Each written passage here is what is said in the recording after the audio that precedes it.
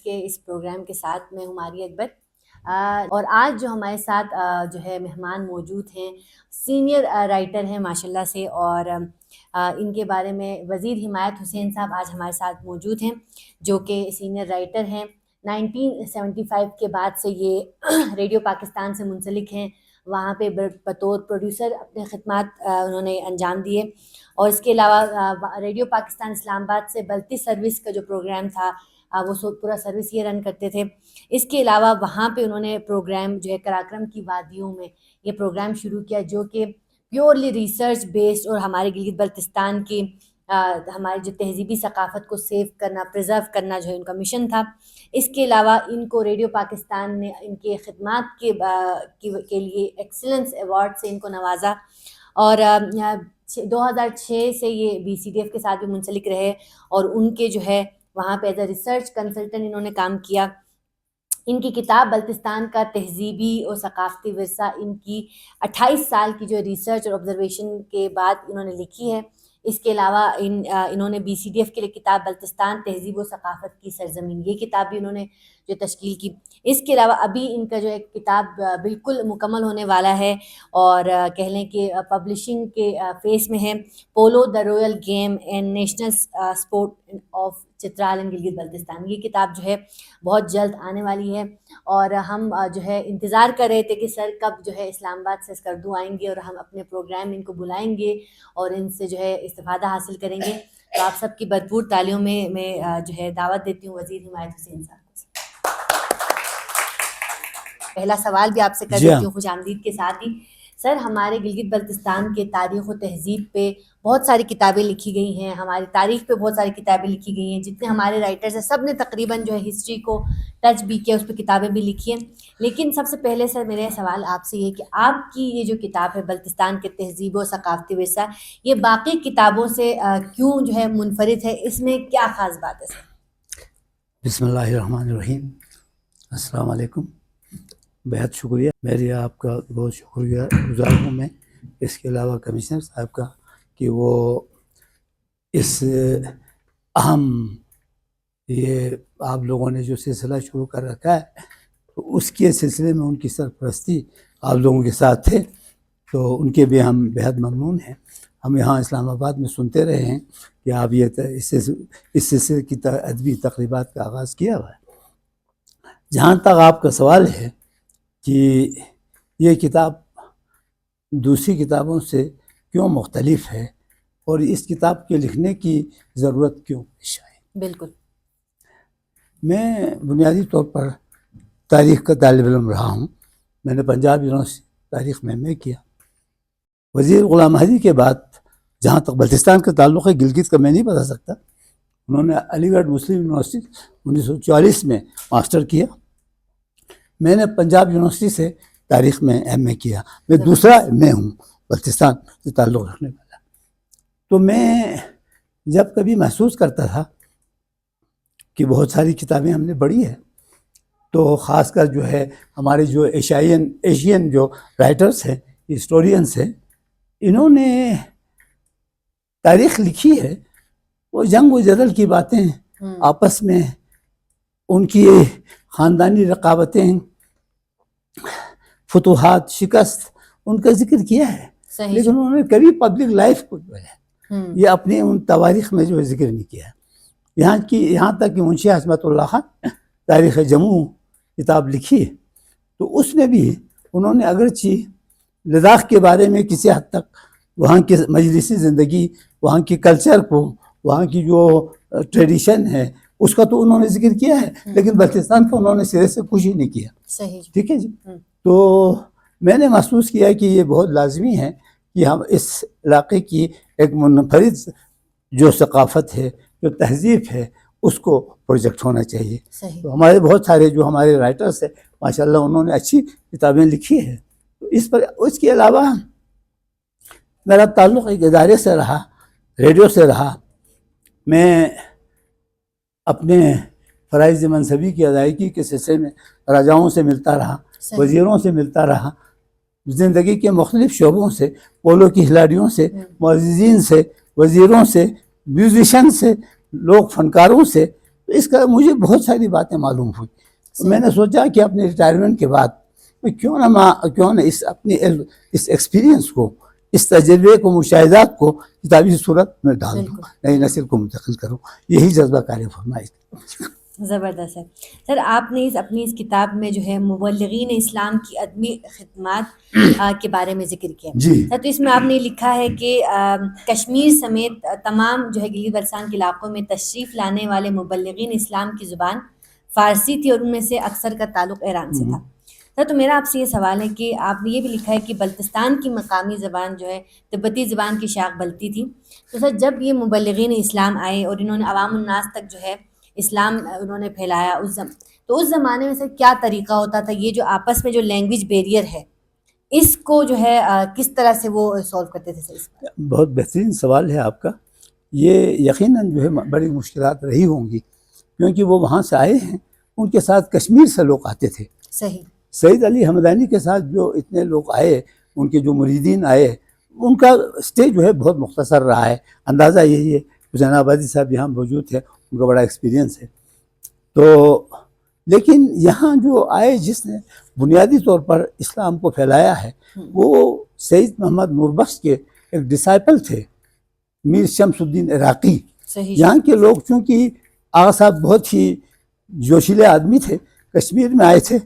کشمیر میں انہوں نے وہاں کے جو مندر وغیرہ تھے اور باقی جو آثار تھے ہندوؤں کے، بدھسٹ، انہوں نے اس کو مٹانے کی کوشش کی. صحیح. تو وہاں کے جو مقامی حکمران تھے ان سے ان کے اختلافات پیدا ہو گئے. چنانچہ ان کو وہاں سے یہاں آنا پڑا، کشمیر سے، اور انہوں نے یہاں پھیلا. صحیح. تو یہی وجہ ہے جو ہمارا جو نوربخشی اسکول آف تھاٹ ہے، ان کی جناب جو یہاں تبلیغ کی ہے میر شمس الدین عراقی نے کی ہے. تو یہاں آ گئے، وہ انہوں نے پھیلایا، اور انہوں نے جو کشمیر میں انہیں کرنے نہیں دیا تھا وہی کام انہوں نے یہاں کیا. اب آج آپ دیکھتے ہیں سوائے منٹھل میں ایک بدھسٹ راک کے، جس کو ہم بدھسٹ راک، بڈھا راک کہتے ہیں، ایک نشانی کے، وہ بھی رہ گیا ہے غلطی سے، ورنہ آپ کو کوئی آثار آپ کو نہیں ملتے. ٹھیک ہے نا جی. کوئی ٹیمپل نہیں ہے آپ پاس، اچھا کوئی جناب اور مانیومنٹ نہیں ہے، سب ختم کر دیا. تو میں یہ سمجھتا ہوں کہ یہ جو یہاں صحیح جو ہماری تاریخ کا آغاز ہوتا ہے تو اسلامی مبلغین کے آنے کی بات ہوتا ہے. صحیح.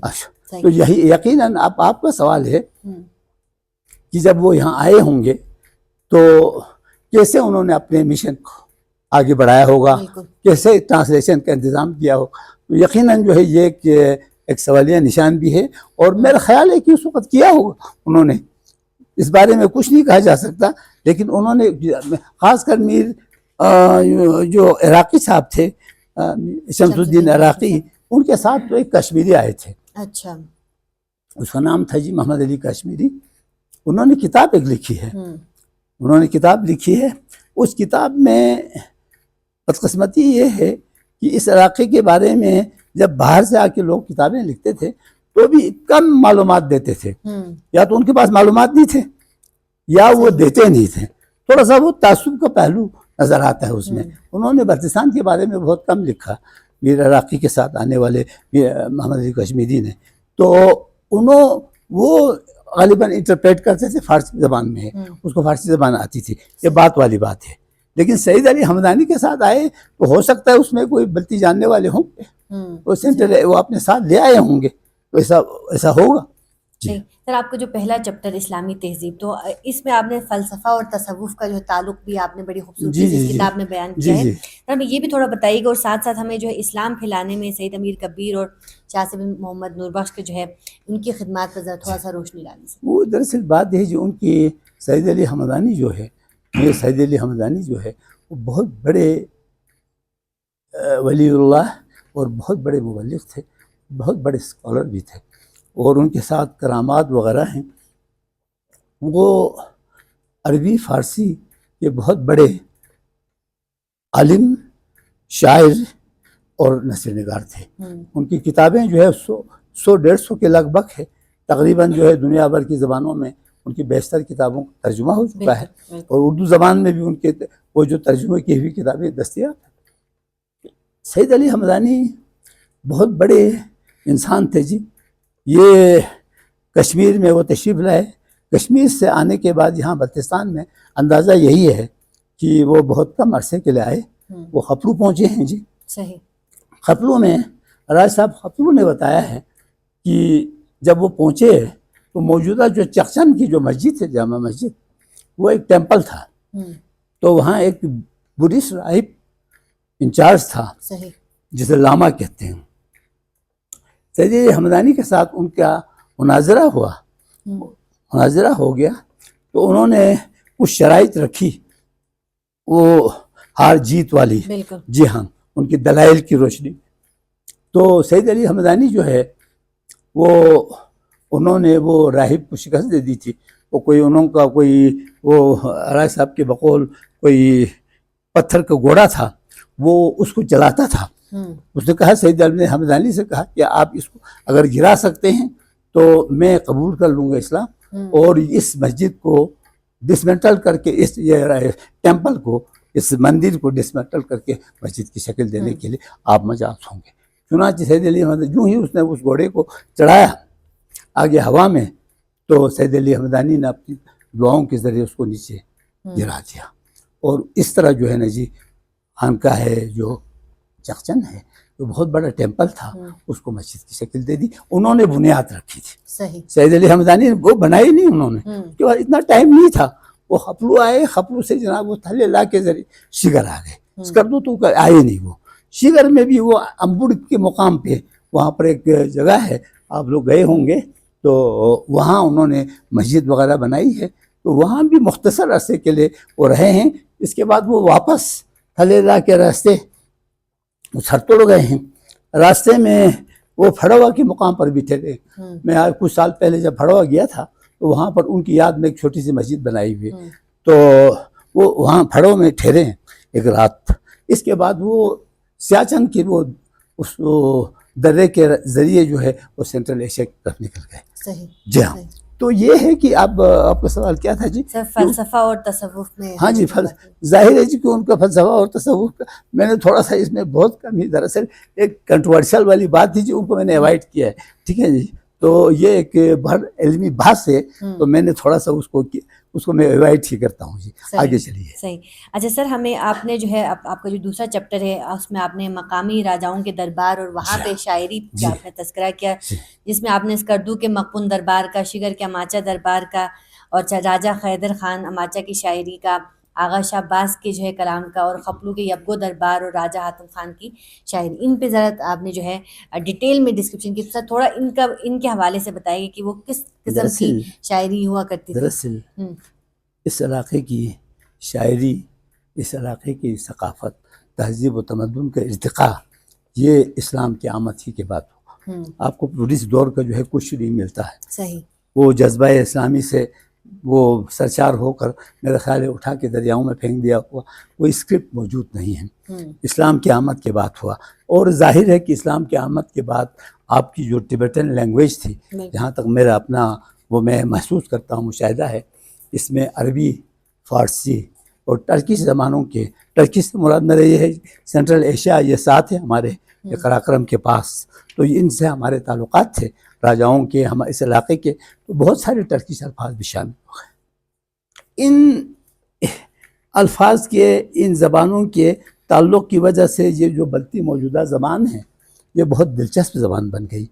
یہ دنیا کی خوبصورت زبانوں میں شمار ہونے لگ گیا. یہاں شاعری, ادب, اچھا جناب اس میں وہ تمام شاعری کے وہ اصناف ہے وہ داخل ہو گئے. وہ اس طرح بھی ہوئے کہ یہ جو مبلغین اسلام تھے ان کا تعلق ایران سے تھا, فارسی ان کی زبان تھی.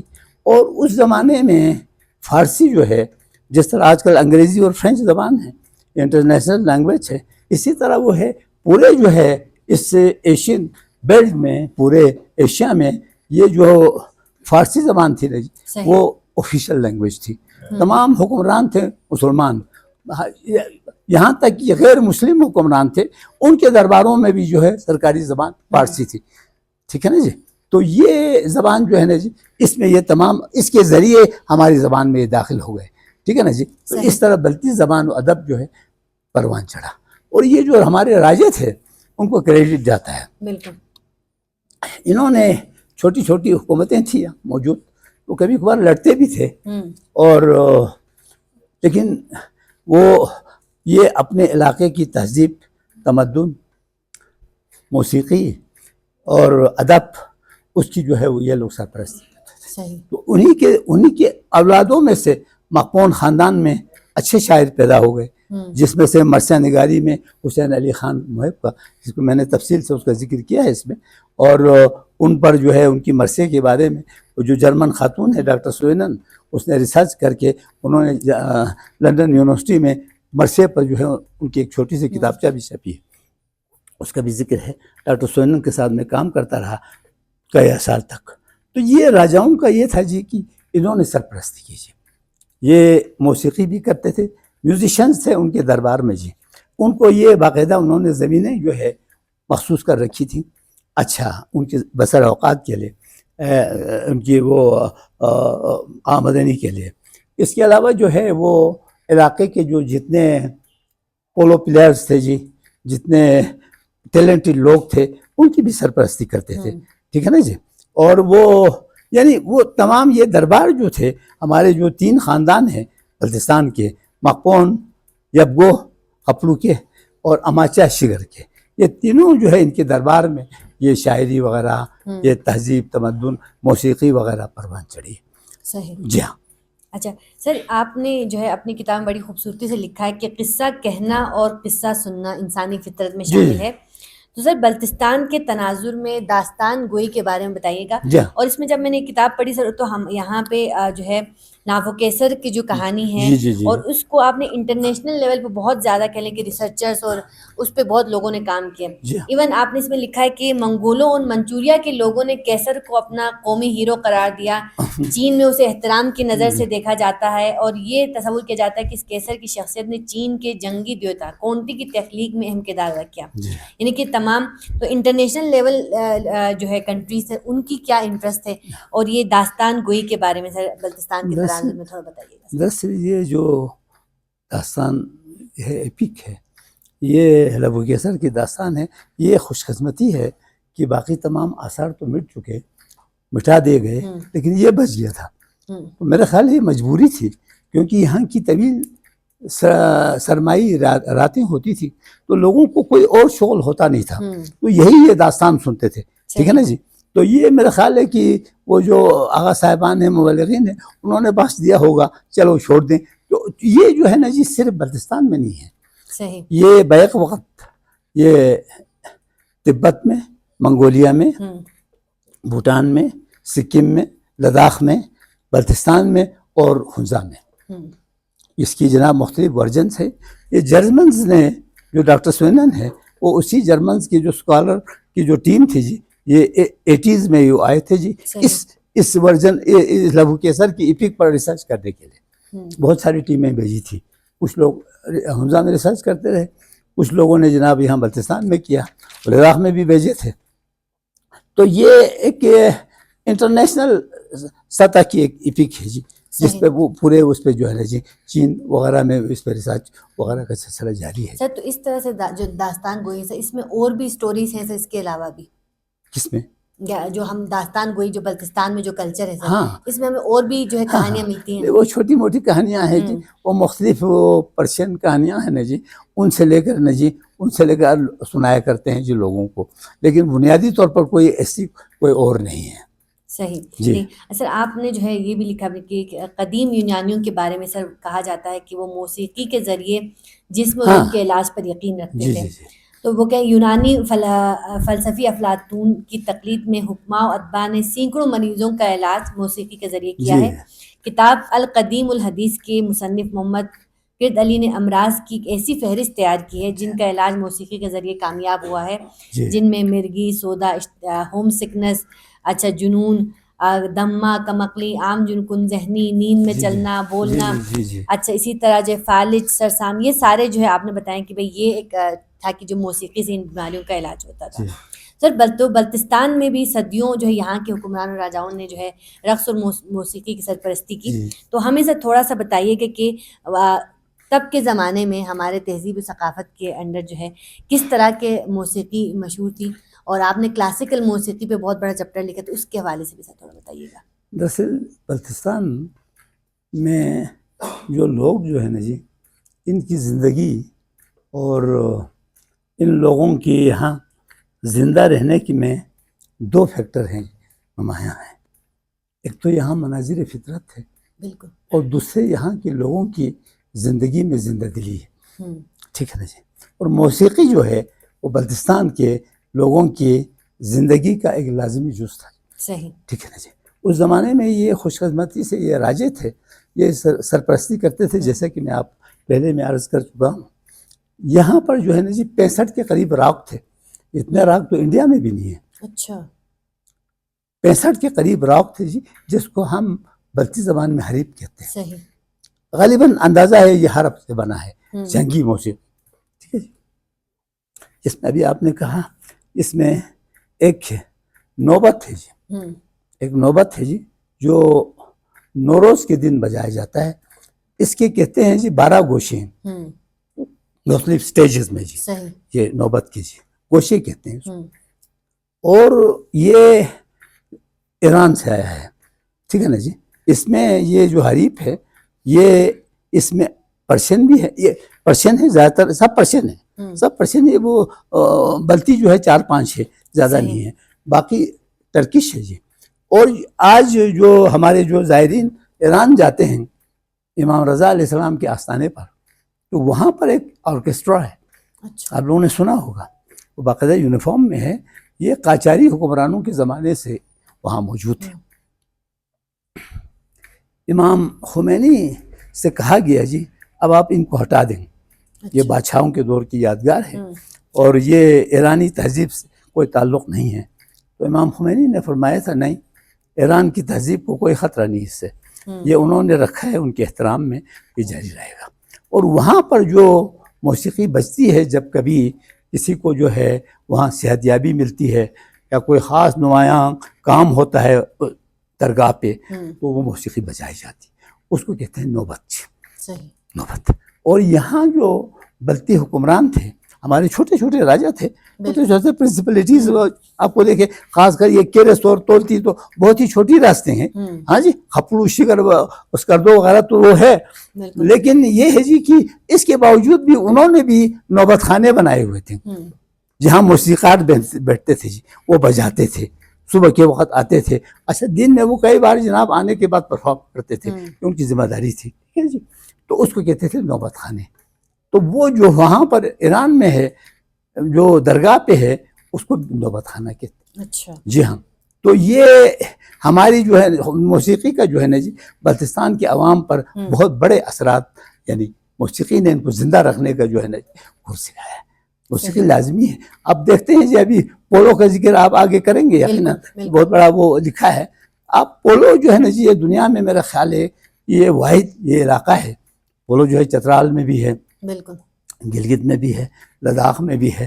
یہ پولو کا بھی عمل داخل علی شیر خان انچن کو کریڈٹ جاتا ہے. ٹھیک ہے نا جی. اور ہمارا دعویٰ ہے کہ پولو نے یہاں جنم لیا، ایسی بات نہیں ہے. پولو خیر وہ علی شیر خان انچن دہلی میں اکبر کو کھیلتے ہوئے دیکھ کر آئے تھے، انہوں نے یہاں کیا. تو یہ صدیوں پہلے ایران میں پولو ہوا کرتا تھا، اس کو چوگان بازی کہتے ہیں. بالکل. ٹھیک ہے نا جی. لیکن یہ ہوا جی انگریزوں نے اس کو کافی پروجیکٹ کیا. لفظ یہ پولو جو ہے نا جی چوگان باڑی بڑا مشکل لفظ تھا یورپینز کے لیے، لیکن انگریزوں کو یہ پولو لفظ مارکو پولو جیسا اس طرح کی جو نام تھے نا جی اس سے ان کو آسان لگا. اس طرح جو ہے پاپولر ہے پوری دنیا میں، یعنی اس کو یہ پولو کے نام سے مشہور. جی ہاں. سر تو موسیقی یہ اس حوالے سے موسیقی بہت اہم ہے. سر ہاں آپ نے پولو کا ذکر چھیڑ دیا سر، اسی کے حوالے سے میں پوچھنا چاہوں گی سر، کیونکہ آپ نے بہت زیادہ اپنی کتاب میں ڈسکس کیا کہ آپ کے بہت سارے رویل گیسٹ جو ہے باقی ممالک سے بھی آتے تھے اور فنکشن ہوا کرتے تھے. سر تو ان فنکشنز کے حوالے سے آپ نے بتایا کہ بھئی کن فنکشنز میں کیا ہوتا تھا، تو کچھ سر جو فنکشنز آپ نے کتاب میں بتائے سر وہ تھوڑے ہمارے آڈینس کو بھی بتا دیجیے. دراصل بات جی سی پولیو کا بلتستان کے لوگوں کی زندگی پر اس قدر عمل دخل تھا. یہاں ہمارے آس پاس کے جو علاقے تھے ان کے ساتھ ہمارے تعلقات ہیں، ہمارے بہترین تعلقات تھے بلتستان کے حکمرانوں. ہمارے قریب میں ہمسائے میں کشمیر ہے. بالکل.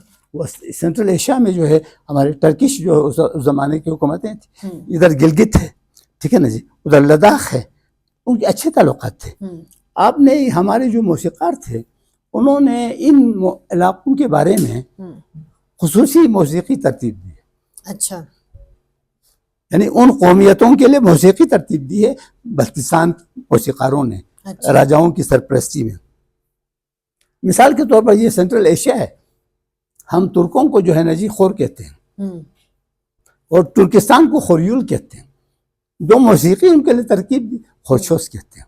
صحیح. میرے پاس ریکارڈنگ ہے تمام موجود ہے اچھے. اس دور میں جب میں نے نیا آغاز کیا ریڈیو میں تو وہ تمام میں نے جمع کیا تھا موسیقاروں کے اس دنیا جانے سے پہلے، لیکن آڈیو میں نہیں ہے، یہ ویڈیو میں ہے. ہاں جی، ویڈیو میں نہیں، آڈیو میں ہے. سوری، ٹھیک ہے جی. تو اس طرح جو ہے کشمیر ہے. ہم کشمیر نہیں کہتے ہیں، ہم کشمیر کو کھجول کہتے ہیں. اچھا. اور کشمیریوں کو کھچے کہتے ہیں. اور جو موسیقی کشمیر کے لیے ترتیب دی ہے اسے کھچے شوس. ٹھیک ہے جی. اسی طرح جناب لداخ کے لیے، لداخ کو ہم بدیول کہتے ہیں اور لداخ والوں کو بودپا کہتے ہیں. اور جو موسیقی ترتیب دی ہے بودشوس. بالکل. وہ آج سے کوئی میرا خیال ہے کہ 20-25 سال پہلے تک بجاتے تھے ہمارے میوزیشین قبلوں میں ختم ہونے سے پہلے. اس طرح جو ہے نا جی ہمارا گلگت ہے، گلگت کے بارے میں بھی یہی ہے، ہم گلگت کہتے ہیں اس کو. ٹھیک ہے نا جی. اچھا، وہ گلگت سے متعلق جو موسیقی ہے ہم اسے برخشوس کہتے ہیں. صحیح. ٹھیک ہے نا جی. تو یہ ہے جی اتنا یعنی موسیقی کا اتنا عمل داخل ہے کہ عام زندگی میں بھی لوگوں کے لیے بھی موسیقی سے جو ہے کام لیتے تھے. ٹھیک ہے نا جی. جی ہاں. صحیح. اچھا سر، اس میں آپ نے جو ہے بہت ساری جگہوں پہ ہمیں جس طرح پولو کے آپ نے بہت سارے میچز کا بھی تذکرہ کیا یہاں پہ. جی جی. سر یہاں کے جو گلگت بلتستان میں جو پولو کھیلی جاتی تھی، گلگت میں کھیلی جاتی تھی، چترال میں کھیلی جاتی تھی، ان میں سر اور یہاں کے بلتستان کے پولو میں کیا فرق تھا سر؟ اس پہ تھوڑا بتائیے گا. اس میں کوئی فرق ایسا نہیں ہے. اور اس کے علاوہ سر آپ نے 1943 میں جو ہے برٹش کی ایک پولو ٹیم آئی، اس کا آپ نے جو ہے اس کی پکچر بھی لگائی ہے سر. تو وہ ہم نے سنا ہے کہ بلتستان کی فری اسٹائل پولو ہے، تو کیا برٹشر بھی ویسا ہی پولو کھیلتے تھے یا پھر یہاں کے باقی علاقوں میں سے پولو میں کے حوالے سے تھوڑا بتائیے گا. یہ فری اسٹائل کا یہ اصطلاح جو ہے یہ اتنا زیادہ عرصہ نہیں ہے. یہ کوئی میرا خیال ہے کہ کوئی وہ 15-20 سالوں سے یہ شروع ہو گیا، کیونکہ ٹورسٹ آتے ہیں ان کو ذرا تھوڑی سی باتیں بتا دیتے ہیں، خوش ہو جاتے ہیں. ٹھیک ہے جی. اور ہمارے جو گلگت کے ہمارے جو لوگ ہیں ماشاءاللہ جوشیلے لوگ ہیں جی، وہ ذرا تھوڑا سا آگے پیچھے دیکھتے نہیں ہیں. ٹھیک ہے جی، لگا لیتے ہیں. لیکن بلتستان میں پودوں کے آداب ہیں. ٹھیک ہے جی. فری اسٹائل اس لیے کہتے ہیں. آپ یہ انٹرنیشنل پولو ہے آج کل، اس میں 2 ریفری بھی ہوتے ہیں جی. 2 آدمی گھوڑے پر بیٹھ کے دیکھ رہا ہے جی، ساتھ ساتھ جا رہا ہے، وہ بھی اس کو مار کے نا جی، وہ آگے دیکھ رہے ہیں، وہ فول ہو گیا تو وہیں پر سیٹی بجا رہے ہیں. لیکن بلتستان میں ایسا نہیں. صحیح. بلتستان میں یہ تھا جی کہ ریفری یہاں پر بھی موجود. اچھا. سب سے سینئر جو ہے نا جی، سب سے سینئر کھلاڑی اور سینئر موسیقار یہ ان پر نظر رکھتے تھے. ٹھیک ہے جی. اور اگر کہیں کسی کھلاڑی نے کوئی غلطی کی تو موسیقار جو ہے موسیقی کے ذریعے اس کو جناب وہ وارن کرتے تھے. اچھا. وہ کمیونیکیشن کا طریقہ موسیقی تھی. ٹھیک ہے جی. اس زمانے میں تو یہ پولو کے دوران جو بھی ہوتا تھا وہ موسیقار جو ہے نا جی موسیقی کے ذریعے ان کو انفارم کرتے تھے، یہ تم نے یہ کیا وہ کیا، اور وہ بالکل وہ کرتے تھے جی. تو کوئی ہمارا یعنی اس کے علاوہ یہ ہے جی، ہم کہتے ہیں کہ سامنے سے جب وہ پولو آگے سے وہ آ رہا ہے تو ادھر سے نہیں، اس کو ادوں پولو کہتے ہیں، یہ نہیں مارتے ہیں، وہ خیال رکھتے ہیں، گھوڑے کا خیال رکھتے ہیں. صحیح. ٹھیک ہے جی. یہ باتیں ہیں جی. صحیح. اچھا سر، آپ نے پولو کا ذکر ہے تو آپ اب یہ کتاب آپ کی جو ہے انڈر سپرویژن ہے جو کہ آنے والی ہے، اس میں سر پوری آپ نے کتاب ہی پولو پہ لکھ ڈالی. تو کیا پولو کی تاریخ اتنی زیادہ جو ہے وسیع ہے؟ دراصل بات یہ ہے پولو کا ذکر آئے گا، ہمیں بہت ساری باتیں بتانی پڑے گی. پولو کا آغاز ہمارا تو دعویٰ یہی ہے کہ یہ بلتستان ہی میں جنم لیا. اچھا. دانشور لوگ بیٹھے ہوئے ہیں، پڑھے لکھے لوگ بیشک. میرا اپنا خیال ہے جی، بحثیت طالب علم، میرا اپنا خیال ہے پولو کا آغاز قبل مسیح میں ایران میں ہوا جی. اعلان جیسا کہ میں پہلے عرض کر چکا ہوں، پولو کو وہ چوگان بازی کہتے ہیں، پولو گراؤنڈ کو میدان چوگان بازی کہتے ہیں، ٹھیک ہے جی. وہ اور وہ اس کو سٹک کو چوگان کہتے ہیں. صحیح. ٹھیک ہے جی. یہ انہوں نے وہ جو ایرانی تھے وہ ان کا نیشنل گیم. صحیح. یہ قبل مسیح سے وہاں جاری تھا جی. اس کے بعد جناب وہ ایران سے کچھ عرصے کے لیے ترکش جو علاقے ہیں جی سینٹرل ایشیا میں وہاں منتقل ہو گئے. آپ دیکھتے ہیں جی کہ 1210 میں لاہور میں قطب الدین ایبک کو پولو کھیلتے ہوئے گرتے ہوئے نظر آتا ہے تاریخ میں. ٹھیک ہے، وہ گر جاتا ہے. اس کا مطلب ہے پولو اس وقت کھیلا جا رہا تھا، ترکش کھیلتے تھے سینٹرل ایشیا میں. ٹھیک ہے جی، وہ لے کر آ گئے. تو قطب الدین ایبک کے بعد جو ہے کئی خاندانیں وہاں حکمران رہی، لیکن کہیں پولو کھیلتے ہوئے نظر نہیں آتا، کہیں نظر نہیں آتا ہے تاریخ میں. یہاں تک کہ مغل دور آتا ہے، بابر بھی آتا ہے. مجھے کسی نے کہا تھا کہ بابر نے اپنے بابر نامے میں پولو کا ذکر کیا ہے. میں جب ابھی اسلام آباد میں تھا تو میں بابر نامہ کو میں خرید کے لایا جی. تو میں نے اس کو باقاعدہ تھرولی پڑھا، لیکن ان سے کہیں ذکر نہیں کیا. وہ اپنی جھگڑے بگڑے ہیں جی، اپنی ذاتی ہے. اچھا جناب محفلیں وغیرہ، وہ شراب براب پینا، باقی چیزیں ہیں لکھا ہے اس نے، اپنے خاندانی وہ رقابتیں جھگڑے یہ سب چیزیں، لیکن پولو کا اس نے کہیں ذکر نہیں کیا. صحیح. اس کے بعد ہمایوں آتا ہے جی، اس کا بیٹا. ہمایوں نے بھی اس کو فرصت ہی نہیں ملی، شیرشاہ سوری نے اس سے ٹکنا ہی نہیں. وہ ویسا باغ کے ایران چلا جاتا ہے. ٹھیک ہے، اس وقت اکبر راستے میں پیدا ہوتا ہے. اس کے بعد اکبر کا دور آتا ہے جی، تو اکبر کو پولو کھیلتے ہوئے نظر آتا ہے. وہ بہت شوقین ہے، وہ سرپرستی کرتا ہے. اچھا جی، وہ ایکسپیرینس بہت ساری وہ تجربات کرتا ہے وہ. ٹھیک ہے نا جی. تو اور وہ دن رات وہ پولو کھیلتا ہے، رات کو بھی پولو کھیلتا ہے. صحیح. تو اس کے بعد اکبر کے بعد بھی کوئی نظر نہیں آتا ہے جی. اس کے بعد جو ہے وہ جہانگیر کا دور آتا ہے. جہانگیر کو پولو کھیلتے ہوئے نہیں آتا ہے جی. اس نے کہہ دیا جی بس وہ نور جہان کو جناب اس نے انان حکومت دے دی. اس نے کہا بس میں ایک پیالی شراب اور چند ٹکڑے جو ہے کباب کے خاطر میں نور جہان کو سونپ دیتا ہوں. اس کے بعد جناب شاہ جہان کا دور آتا ہے. اس کو بھی پولو کھیلتے ہوئے نظر نہیں آ رہا، وہ عمارات وغیرہ بنا رہا ہوتا ہے. اور اس کے بعد جناب اورنگزیب کا دور آتا ہے. وہ تو بالکل ہی مذہبی آدمی تھا جی. اس نے تو موسیقی کو بھی بند کر دیا. پولو کا تو سوال نہیں پیدا ہو سکتا ہے. ہاں جی، اس نے موسیقی ختم کر دی. موسیقاروں کو کہا ختم کرو، دربار سے نکل جائیں. ٹھیک ہے جی. تو انہوں نے وہ ایک واقعہ تاریخ میں وہ ریکارڈ ہوا ہے. ایک بار کچھ لوگ جا رہے تھے جی جنازہ لے کے محل کے قریب سے. وہ تھوڑی دیر کے لیے دیکھا تو بادشاہ آگے وہ اس میں بیٹھے ہوئے تھے جی، وہ بالکنی میں. تو انہوں نے کہا یہ کہاں کیا جا رہا؟ تو انہوں نے کہا جی یہ موسیقی کو دفن کرنے لے جا رہے ہیں، اب آپ کی طرف سے کچھ بھی نہیں ہے. تو وہ مسکرائے جی. مسکرانے کے بعد کہا ان کو کہہ دینا بہت گہرائی میں دفن کر لینا تاکہ اور نہ آ جائے. یعنی وہ بڑا مذہبی آدمی تھا جی. اس کے بعد وہ ہوتا نظر نہیں آتا. ٹھیک ہے جی. تو اس کے بعد جو ہے اندازہ یہ ہے علی شیر خان انچن کے ہمارے تعلقات تھے جی اکبر کے ساتھ. شہنشاہ اکبر کے مغل دربار میں اس نے وہاں پولو کھیلتے ہوئے دیکھا. آنے کے بعد اس نے میرا خیال ہے انہوں نے یہاں شروع کیا. اب وہ لفظ پولو کے جگہ پر جو ہے نا جی وہ چوگان بازی ہی شروع میں ہم استعمال کرتے تھے. پولو کی کئی اقسام ہیں. اب مثال کے طور پر ہم جناب اس کو تپولو کہتے ہیں. صحیح. یہ جو ابھی پولو جس کو ہم کہتے ہیں وہ تپولو کہتے ہیں، گھوڑے کا. ٹھیک ہے جی. ہاں جی. ٹیکو پولو جو ہاکی کی طرح لوگ کھیلتے ہیں. ٹھیک ہے نا جی. اچھا وہ گدے پر کھیلتے ہیں بو پولو. اگر موسیقی کے بغیر اگر پولو آپ کھیلیں گے اس کو اٹ پولو کہتے ہیں، ڈیف پولو وداؤٹ میوزک. ٹھیک ہے نا جی. تو یہ چیزیں ہیں. اور اس کے علاوہ جو ہے یہ جو میں عرض کر رہا ہوں جی کہ یہ جو پولو ہے یہ یہاں کے حکمرانوں نے اس کی بڑی سرپرستی کی. وہ پولو سے پہلے وہاں پر دربار میں آتے تھے جی رائے صاحب کے، وہاں موسیقی بجاتے تھے اور اس کے بعد جو ہے صبح آتے تھے موسیقی بجا کے چلے جاتے تھے. یہ رسم تھا جی. اسے راتب کہتے تھے. ٹھیک ہے جی. وہ رائے صاحب ان کو کوئی راشن واشن دے دیتے تھے. اور اس کے علاوہ یہ تھا جی کہ وہاں یہ موسیقی سیکھنے کے لیے کوئی اسکول وغیرہ تو نہیں تھا.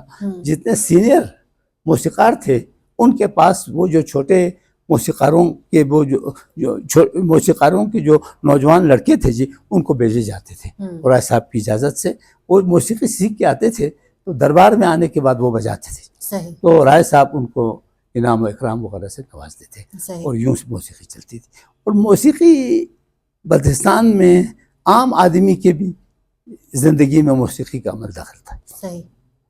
ٹھیک ہے جی. تو میں یہی باتیں ہیں جی. یعنی میں کیا عرض کروں جی, یہاں یا تو مناظر فطرت یا موسیقی یا لوگوں کی زندگی. صحیح. کلاسیکل موسیقی کو ہمارے اس زمانے میں بہت سارے جو ویٹرنز ہمارے مجاہدین تھے اور جو ہے جنگ میں جنہوں نے شرکت کی, اچھا بہت سارے سینئر جو ہے میوزک پلیئرز تھے اور اس کے علاوہ پولو کے سینئر تھے, ان سب کا بھی انٹرویو کر کے سر نے جو ہے کوشش کی کہ ان سب کو پرزرو کیا جائے اور فیوچر آنے والے جو ہے وقتوں میں اس کو جو ہے ہمارے نوجوانوں کے لیے رکھا جائے. سر آپ نے اس کتاب میں بہت سارے ریفرنس, آپ نے یہ بھی ایک پورا چیپٹر لکھا ہے کہ بھئی غیر ملکی جو ماہرین تھے ان کی جو ہے تحقیق گلگت بلتستان کے حوالے سے وہ کن ٹاپکس پہ انٹرسٹ رکھتے تھے, اور جو ہے غیر ملکی ماہرین کی تحقیق میں گلگت بلتستان کے بارے میں تھوڑا بتائیے گا. بہت انٹرسٹنگ آپ کا اور بہت ضروری سوال ہے. ہم ان غیر ملکی محققین غیر ملکی جو لکھنے والے ہیں جی, قلمکار ہیں, خاص کر وہ جو برٹش پولیٹیکل آفیسرز اور جو اس کے علاوہ جو ان کے بہت سارے جو سیاح تھے, انہوں نے بڑے کام کیے اس علاقے میں. انہوں نے اس علاقے کی عوامی زندگی کو اپنی وہ جو نگارشات ہیں, کتابیں ہیں, اس میں پروجیکٹ کیا. اب یہ مہاراجہ پرتاپ سنگھ کے دور میں ہری سنگھ کے والد تھے, وہ مسٹر ڈریو, یوسف صاحب ڈریو ہے نا جی, ہاں مسٹر ڈریو ہے, اس کو انہوں نے وزیر وزارت, اس کو چونکہ ان علاقوں سے بڑی دلچسپی تھی تو ان کو وزیر وزارت کے عہدہ دیا جی, اور گورنر کا ان کو پاور دے دیا. وہ وہاں سے آنے کے بعد پورے بلتستان کا, پورے کشمیر, یہ لداخ وغیرہ کا وزارت لداخ اور بلتستان کا ان کو گورنر بنایا جی. وہ یہاں آنے کے بعد انہوں نے 2 کتابیں لکھی جی. ٹھیک ہے نا جی, 2 کتابیں لکھی ہیں. تو اس میں تفصیل کے ساتھ اس نے پولو پر جو ہے انہوں نے 20 صفحات پولو پر لکھے ہیں جی, صرف پولو پر جی. وہ خود پولو کے بہترین کھلاڑی تھے, یہ انگریز پولو کھیلتے تھے. ٹھیک ہے جی. انہوں نے اس علاقے میں لوگوں کی مجلسی زندگی ہے اور اس کو کافی انہوں نے پروجیکٹ کیے. ٹھیک ہے جی. اس کا کتاب کا نام ہے جموں کشمیر ٹیریٹریز. ٹھیک ہے جی. اس میں اور بہت پڑھنے سے تعلق رکھتی ہے وہ کتاب, بڑی ضخیم لکھی ہے. بالکل. اسی طرح جناب آپ گلگت میں جائیں جی, تو وہاں پر آپ کو جناب وہ نظر آتا ہے جی, بیڈالف, جان بیڈالف نظر آتا ہے. اس نے ٹرائبز آف ہندو کش لکھے. ٹھیک ہے نا جی. اس میں انہوں نے تفصیل کے ساتھ لکھا ہے. اس نے لکھا ہے جی وہ چترال پہ جو مقپون جو حکمران تھے جی, علی شیر خان انچن کے بعد وہ جو راجے تھے ہمارے شاہ مراد وغیرہ ہیں, انہوں نے 12 سال تک حکومت کی. وہ لکھتا ہے جو اس میں ٹرائبز آف ہندو کش میں لکھتا ہے, وہ لکھا ہے اور اس کے آثار کا بتایا ہے. اور اس طرح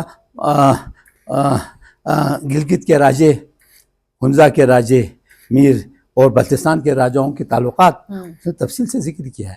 ٹرائبز آف ہندو کش میں بہت تفصیل کے ساتھ لکھا ہے. تو اس طرح اس نے لکھا ہے. اس کے بعد ڈیورن نظر آتا ہے جی. ڈیورن کے بعد جو ہے نائٹ آتا ہے جی, E F night, three umpires where 3 umpire met, وہ کتاب لکھتا ہے جی. اس میں بھی اس نے پولو کا ذکر کیا ہے. لیکن ایشین ہمارے جو ہے نا, یہاں تک کہ اور تو اور جی, وہ بہت بعد میں کتاب لکھی گئی ہے. ہمارے جو یہاں پولیٹیکل ایجنٹ رہے ہیں بنا عبداللہ افریدی صاحب بلتستان ان ہسٹری میں, اس کے زمانے میں وہ کل کی بات ہے, ہم نے خود ان کو دیکھا ہے. وہ بڑے بڑے ہمارے یہاں راجے موجود تھے. وزیر غلام احمدی نے بہت اسی تمام کتاب وزیر غلام احمدی نے لکھی ہے. آج بھی ہم چونکہ وزیر غلام احمدی صاحب ریڈیو پر آتے تھے, ہمارے بڑے مہربان، اور ہمارے وہاں ریڈیو پہ آتے ہیں، وہ بہت ادب و ثقافت و تہذیب کے اور سب سے بڑے پڑھے لکھے آدمی تھے وہ اس علاقے کے۔ مجھے ایسا لگ رہا ہے کہ جیسے جب میں اس کتاب کو پڑھتا ہوں، وزیر غلام حادی انگریزی بول رہے ہیں اندر پوری کی پوری، اس کو پتہ نہیں تھا اس علاقے کا، لیکن اس میں بھی پولو کا ذکر نہیں ہے، انہوں نے پولو کا ذکر نہیں کیا۔ اور اس کے علاوہ جو ہے، جو دوسری بات ہے لوک گیتوں پر، میرا خیال ہے آپ بعد میں آئیں گی یا ذکر کر دیں آپ۔ ہاں جی، وہ کیونکہ آپ نے وہ سب سے اہم ٹاپک ہے لوک گیت ہے۔ لوک گیت انہوں نے میرے خیال ہے کوئی 8-10 لوک گیت شامل کیے ہیں۔ لوک گیتوں کی اس علاقے کی جو لوک گیت ہے اس کی اہمیت کا آپ یہ اندازہ لگا دیں کہ منشی حاجمت اللہ خان ہیں جنہوں نے ہماری تاریخ لکھی ہے پورے علاقے کی۔ اس نے کہا ہے جی کہ جب میں تاریخ لکھنے کے لیے بیٹھا، بلتستان کی تاریخ، تو بہت افسوس کے ساتھ اس نے کہا مجھے کچھ بھی نہیں ملا۔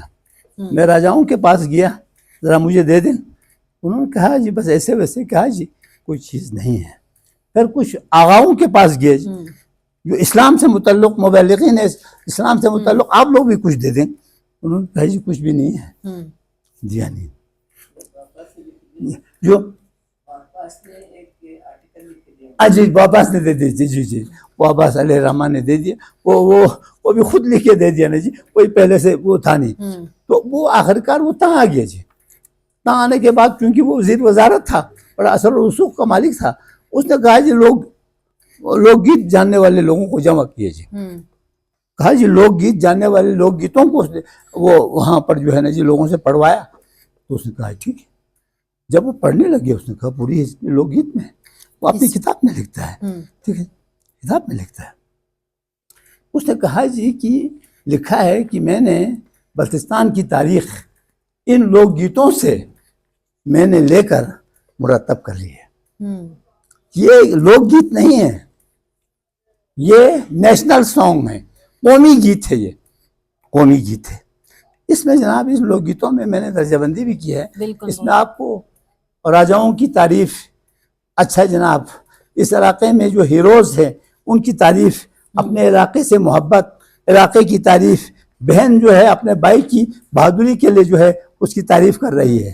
اچھا جناب وہ اپنا جو ہے وہ بہو جو ہے، بہو کی تعریف جو ہے نا جی اس کی ساس کر رہی ہے، ہاں جی ساس جو ہے نا جی بہو کی تعریف کر رہی ہے لوک گیتوں میں۔ یعنی یہ ایسی لوک گیت ہے جی جس میں آپ کی پوری زندگی کی اس زمانے کی جو جھلک ہے نا جی چلتے پھرتے دور کی، وہ ان لوک گیتوں میں ملتی ہے۔ لیکن افسوس یہ ہے کہ منشی حاجمت اللہ خان نے ان نیشنل گیتوں کا ذکر تو کیا ہے لیکن اس نے کوئی گیت شامل نہیں کیا۔ ستم بالائے ستم تو یہ ہے، اگر وہ چاہتا تو میرے خیال ہے 400 لوک گیت ڈال سکتے تھے نیشنل، اس نے جہاں نیشنل سانگ ہے بلتستان کے، اس نے نہیں کیا۔ تو میں نے میرا خیال ہے کہ 180 کے قریب میں نے لوک گیت، پوری کتاب میں جو ہے بہت سارے پیج تھے جو بہت سارے لوک گیت کو اس کتاب میں کیا ہے، اور اس کے تمام جو ورژن ہے ٹیکسٹ ہے وہ بھی میرے پاس موجود ہے، اس کے علاوہ نہیں ہے جی۔ میں نے وہاں سے کیا جی ادھر سے خوشے سے، اور میں روندو تک چلا گیا جی۔ اور دراصل یہ چیز میرے اپنے مجھے وہ موقع ملا جی، چونکہ میرا تعلق ریڈیو سے تھا تو میں نے ریڈیو کے حوالے سے جو بھی میں ریکارڈ کرتا تھا میں ریڈیو کو بھی ایک کاپی دیتا تھا، ایک کاپی اپنے پاس رکھتا تھا۔ بعد میں پتہ چلا ریڈیو میں کچھ بھی نہیں ہے، ختم کر دیا لوگوں نے جی، میرے پاس کیسٹ کی صورت میں ہے۔ ہاں جی، تو میں آج یہ بتانا چاہتا ہوں، مجھے میرے فاضل دوست حسین آبادی صاحب نے ایک بار انہوں نے مجھے کہا تھا کہ آپ اس کو مجھے وہ کر لیں، میں بہت شرمسار ہوں، میں نہیں کر سکا، ان کو دے نہیں سکتا۔ دراصل اس کو ایک ڈیجیٹلائز کر کے، دراصل میں خود بھی مصروفیات میں رہا، ٹھیک ہے نا جی، تو یہ چیزیں اس کو کرنے کی ضرورت ہے۔ سر یہ تاریخ کو جو ہے کتابوں کی صورت میں جمع کرنا ظاہر ہے آپ کو بہت بڑا جو ہے خدمت ہے قوم کے لیے کہ آپ اس کو کریں۔ سر آپ کی کتاب میں بڑی جو ہے ایک بلتستان میں موسیقی کی تاریخ کے حوالے سے ایک بار مرحوم شمیم بلتستانی نے ایک واقعہ بیان کیا ہے، تو یہ واقعہ آپ بیان کریں سر، یہ بڑی دلچسپ واقعہ ہے اور میں جاننا چاہوں گی۔ دراصل بات یہ ہوئی جی، ایک کتاب تھی، شمیم صاحب بہت بڑے عالم فاضل آدمی تھے، کمشنر صاحب شمیم، یہ بریگیڈیئر ذاکر صاحب کے والد صاحب تھے۔ یہ 1948 میں جنگ آزادی کے مجاہد بھی رہے، یہ جنرل ایوب خان کے دور میں جو ولیجٹ جو وہ آپ نے سنا ہوگا سر، آپ تو چھوٹے ہیں، تو وہ چلا تھا، اس میں بھی یہ ولیجٹ ورکر رہا تھا جی، انہیں وہ ورکر تھے جی، جی جی وہ بھی تھی جو لیڈی ورکر تھی. تو شمیم صاحب بڑے ورسٹائل آرٹسٹ تھے جی، ریڈیو کے ہمارے سپروائزر تھے جی. ہم تو بہت بعد میں جوائن کیا. بہت بڑے عالم فاضل آدمی تھے، وہ مذہب پر بات کرے گا جی، بہت عالم فاضل آدمی، بہترین شاعر جی، آپ غزلیں جی، قصائد جی، نعتیں جی، مرثے جی، اچھا بہترین خوشگلو، بہترین اس کی آواز ہے جی، جی بہترین آواز. اچھا آپ دینی معاملات میں کریں جی تو تمام معلومات ہے جی، ازبر ہے اس کو. اچھا یہ موسیقی جی اس کی انگلیوں پر ہے جی. بہت عالم فاضل آدمی تھے. تو شمیم صاحب نے مجھے یہ واقعہ ذکر کیا جی، جب میں ریڈیو میں آ گیا تو میرے والد صاحب کے حوالے سے وہ بہت احترام کرتے تھے جی. میرے والد صاحب دربار میں جاتے تھے تو اس زمانے میں وہ راجے جو ہے وہ اپنے وزیروں کو عطا کہتے تھے جی، والد صاحب عام لوگوں کو نہیں کہتے ہیں، وہ عطا محمد علی کہتے تھے میرے والد صاحب. تو میرے والد صاحب کے بڑے بھائی تھے راجہ یہ وزیر حاجی غلام حسین، اور راجہ علی شیر خان کے آخری وزیر تھے جی، اس کے وزیر تھے، آخری وزیر تھے. راجہ ناصر خان کے دور میں وہ وزیر رہے جی 1-2 سال، اس کے بعد وہ حج اور زیارت پہ چلے گئے، اس کے بعد وہ سبکدوش ہو گئے. اس کے بعد راجہ ناصر علی خان کشمیر گئے تھے، وہاں اس نے راجہ باقی اپنے شہزادوں اور شہزادیوں کو وہاں پڑھانے کے لیے وہاں سری پرتاپ کالج میں داخل کرایا تھا. تو وہاں سیٹل ہو گئے. انہوں نے وہاں سے ایک ہندو پنڈت کو اپنا مختار کل بنا کے ہپلو میں لائے. اس کو وزارت کے عہدے پر رکھا، کیونکہ مقامی ٹریڈیشن میں مقامی لوگوں کے بغیر باہر کے لوگوں کو وزیر نہیں کہہ سکتے، تو اس لیے اس کو منشی کہا جی. جی میرے منشی، جی جی منشی کہتے تھے. تو اس کے بعد وزیری سسٹم ہپلو میں ختم ہو گیا. تو شمیم صاحب نے وہ ذکر کیا ہے جی، وہ اس حوالے سے میرے ساتھ باتیں کرتے ہوئے جی. تو وہاں محفلیں جانتی تھی، میں اپنے دفتر سے جا کے سیکشن، وہ بلتی سیکشن میں جاتا تھا، وہاں بڑے بڑے عالم فاضل لوگ تھے جی. واحد تھے جی، محمد علی خان واحد، بڑے عالم فاضل شاعر. شمیم صاحب تھے، وہ آغا مختار تھے جی. اچھا وہ ہمارے مولوی امین صاحب ہوتے تھے جی، وہ بڑے بڑے لوگ تھے جی. اور جناب وہ کاچو الطاف تھے جی، مراد تھے جی. باتیں ہوتی تھی جی، محفلیں جنتی، چائے کا دور چلتا تھا. پر شمیم صاحب نے ایک دن مجھے کہا کہ راجہ صاحب کے کھپلو راجہ فتح علی خان کی لائبریری میں بلتی لوک گیتوں، بلتی حریف کے بارے میں پرشین میں ایک قیمتی کتاب تھی.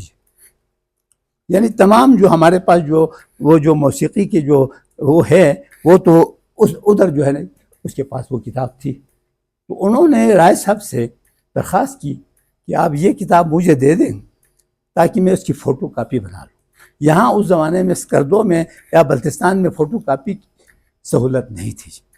تو رائے صاحب نے کہا ٹھیک ہے، واپس کر لینا، لے جائیں. یہی ذکر کیا نا. تو اس زمانے میں منشی تھے نا جی، اب وہ پنڈت تو ختم ہو گیا، پاکستان کا دور ہو گیا. تو منشی محمد یحییٰ صاحب تھے جی، وہ ان کی سسٹر جو ہے میرے تائزاد بھائی کے عقد میں، حاجی غلام حسین کے بیٹے کے عقد میں تھے، اس وجہ سے کچھ رشتہ داری بھی تھی. تو ان کے والد صاحب LBRD میں کوئی ڈائریکٹر ہے جی، وہ نعیم صاحب ہے، ان کے بیٹے ہیں جی، گلگت میں ہے، پتہ نہیں یہاں ہے، یہاں آ گئے جی. جی اچھا جی ریٹائر ہو گئے. تو محمد یحییٰ صاحب بھی عالم فاضل آدمی تھے، کشمیر میں رہے تھے، تو رائے صاحب کے اس میں تھے. تو رائے صاحب نے ان کو دے دی. بعد میں ان کو یحییٰ صاحب کو پتہ چل گیا جی، منشی صاحب کو، کہ وہ کتاب جو ہے شمیم بلتستانی کو دی ہے. تو انہوں نے وہاں رائے صاحب کے ایک ملازم کو کہا ابھی ایک گھوڑا لے لو، استبل میں سے تھے. اس زمانے میں استبل میں کوئی 10-15 گھوڑے بندھے ہوتے تھے جی، ہم نے خود دیکھا ہے اپلوں میں جی. وہ گھوڑے پر وہ سوال ہو گیا ملازم جی، اور روانہ ہو گیا جی. بڑا ایک جگہ ہے جی وہاں پر، پتہ نہیں آپ نے دیکھا ہے، خپلو کے نزدیک ایک اس میں ہے. بڑا پہنچے تو شمیم صاحب جا رہے تھے جی، نیچے سے کوئی آدمی سرپٹ گھوڑا دوڑاتا ہوا آ گیا جی پیچھے سے. اس نے آگے جا کر جناب اس نے اس کی باغیں جناب روک لی، اور شمیم صاحب سے کہا کہ منشی صاحب نے وہ کتاب مانگی ہے، آپ جو کتاب دے دیں. میں نے راج صاحب سے اجازت لی ہے. نہیں منشی صاحب نے کہا ابھی آپ سے لے لیں کتاب, آپ کو اجازت نہیں ہے. یار میں لے کے آ رہا تھا. نہیں میں کتاب کے بغیر نہیں جا سکتا. چنانچہ شمیم صاحب سے وہ کتاب واپس لے لیجیے. اور وہ سر پٹ بوڑھا دوڑاتے ہوئے واپس چلا گیا. شمیم صاحب اسکردو کی طرف اپنا سفر جاری رکھا. کچھ عرصے کے بعد شمیم صاحب نے واپس آ کے دیکھا تو وہ کتاب موجود نہیں ہے جی, راجاؤں کی زوال کی بات جی. تو وہاں ایک رسالہ نکلا تھا یوسف صاحب, آپ نے دیکھا ہوگا, کوئی کاروان نامی کوئی رسالہ ہفتوں میں نکلا تھا. اس میں جناب مرحوم یحییٰ صاحب کا ایک آرٹیکل چھپ انہی موسیقی کے حوالے سے. تو مجھے شک ہو گیا جی کتاب تو ان کے پاس موجود ہے. ہاں جی کتاب تو موجود ہے کیونکہ انہوں نے ایک آرٹیکل لکھا ہے. تو ہاں جی میں ٹیپ ریکارڈر لے کے چلا گیا جی, ان کے گھر پہ گیا. ذرا طبیعت بھی کچھ حساس تھی ان کی. تو پھر میں نے چائے بائے پلائی جی. اس کے بعد میں نے کہا ایک درخواست ہے, وہ کتاب ذرا ہو جائے تو مجھے دے دیں, نہیں تو کم از کم زیارت کرا دو مجھے اس کتاب کی, وہ جو موسیقی کے بارے میں. تو اسٹائل تھا جو ان کا بولنے کا, نہیں ہے میرے پاس, پتہ نہیں کہاں ہے, یاد نہیں آ رہا. میں نے کہا جی کچھ بھی نہیں ہوتا ہے, آپ دے دیں. بہرحال جی انہوں نے وہ کتاب دی. بعد میں نے وہ چونکہ فوت ہو گئے, فوت ہونے کے بعد لڑکوں سے کہا, میں نے کہا جی وہ کتاب آپ لوگ ڈھونڈ ہمیں دے دیں, وہ بہت بڑا اثاثہ ہے ہمارا, وہ پوری موسیقی اسی میں پرشین میں. تو انہوں نے کہا جی وہ کتاب نہیں ملتی ہے. چنانچہ وہ کتاب ختم ہو گئی. ایک کتاب حاصل کرنے کے لیے کتنی جہتیں ہوتی تھیں, اور انفارچونیٹلی ہمارے پاس جو ابھی کتاب سے ہم سب دور ہو گئے ہیں. تو اسی کوشش کو جو ہے کرنے کے لیے ہم بلتستان ریڈرز کا پلیٹ فارم ہے. سر میں آڈینس کی طرف جو ہے کچھ سوال ویلکم وائی ناٹ ان سے لیتے ہیں سر. تو کوئی اگر سوال کرنا چاہتے ہو آڈینس میں سے تو کیجیے گا. سر ان کا سوال یہ ہے کہ جو ہمارے شادی بیاہ پہ سر مہندی لگاتے ہیں, تو وہ کہہ رہے ہیں کیا وہ بھی ہماری تہذیب کا حصہ تھی, ثقافت کا حصہ تھی؟ یقیناً وہ پرانے زمانے میں یہاں خپلوں میں نے خود, میں چھوٹا تھا, میں نے خود ان محفلوں میں دیکھا ہے ایک محلہ دوسرے محلے کے ساتھ وہ گیتوں کو بحث کرتے تھے جی, جس طرح بیت بازی کا نہیں ہوتا جی. بالکل. وہ لینے کے بعد نا جی, ایک سرا لینے کے بعد وہ بحث کرتے تھے جی. وہ ساری رات وہ گاتے رہتے تھے جی, یہاں تک کہ صبح کی اذان ہوتی تو وہ کلوز کرتے تھے جی ڈر کے مارے. تو اس طرح وہاں پر تو ساری رات ہوتی تھی, خواتین بھی وہ کرتی تھی اور مرد بھی جو ہے, ایسی کوئی بات نہیں تھی. خوشیاں مناتے ہیں, یہ تو خیر وہ اسلام کا بھی ہے. آپ شادی کے موقع پر جو ہے رسالت مآب کا فرمان ہے کہ انہوں نے حضرت عائشہ سے کہا تھا کہ ان کی کوئی خادمہ تھی, ان کی شادی ہو گئی تھی, تو آپ نے فرمایا تھا کہ کیا آپ نے ان کو فارغ کیا؟ انہوں نے فرمایا جی ہم فارغ کیا. تو آپ نے فرمایا کوئی خوشی وشی منائی ہے, کوئی دف بف بجایا ہے؟ انہوں نے کہا نہیں بجایا, نے غلطی کی, دف بف بجا دیتے خوشی. ہم تو اپنے ڈھولکی کو وہ تو منع ہے بجانا, دف تو خیر وہ عربی ہے تو کوئی فرق نہیں پڑتا جی. جی جی جائز ہے جی, وہ جائز ہے.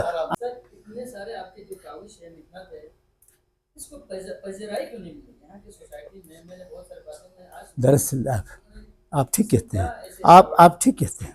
میں دراصل اس کتاب کو چھاپنے کے بعد نہ تو ہم نے لانچنگ سیریمنی اس کی کرائی, یہ آپ کو وائس چانسلر صاحب نئے آئے تھے, ٹھیک ہے جی.